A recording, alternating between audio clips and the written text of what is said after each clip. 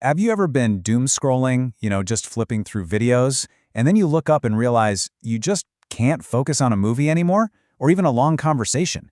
And if you've ever felt that little ping of worry, that feeling that your focus just isn't what it used to be, well, you're definitely not alone. So let's get into it. Is all this scrolling actually rewiring our brains?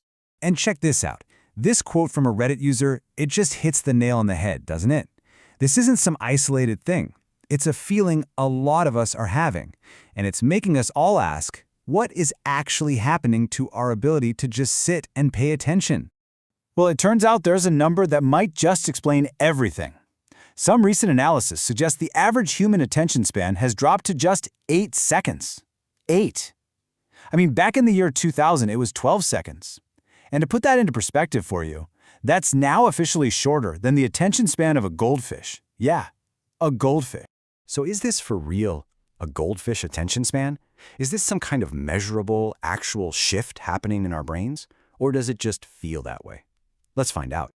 Okay, so let's pop the hood and take a look at the science. What is actually going on inside our brains when we get hooked on these super fast, quick hit videos? So to really get this, we've got to talk about something called executive control. Now, the easiest way to think about it is like the CEO of your brain, or maybe an air traffic controller.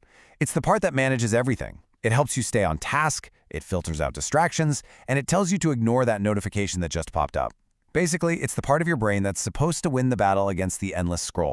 And get this, a recent study used EEGs to actually measure brainwaves, and what they found was kind of shocking.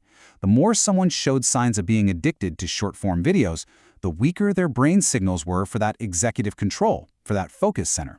In other words, the habit seems to be literally weakening our brain's ability to stay on target. And this isn't just some weird, abstract brainwave thing.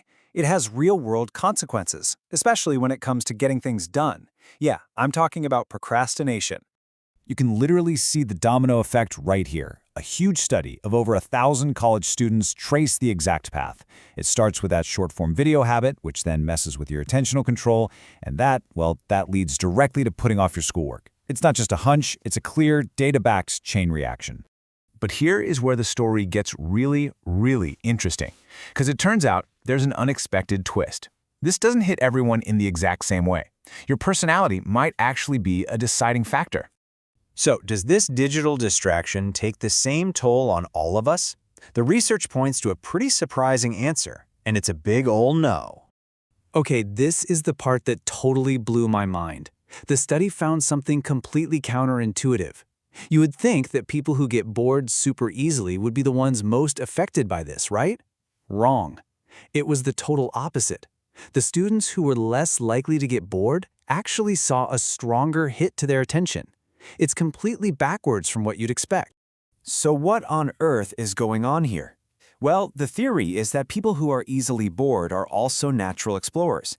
They're constantly hunting for new things. They get tired of what the algorithm keeps feeding them, so they break out of that echo chamber to find something fresh. And in doing that, they might be unintentionally protecting their own focus. How wild is that? Okay, this is all fascinating, but it all comes down to the most important question, right?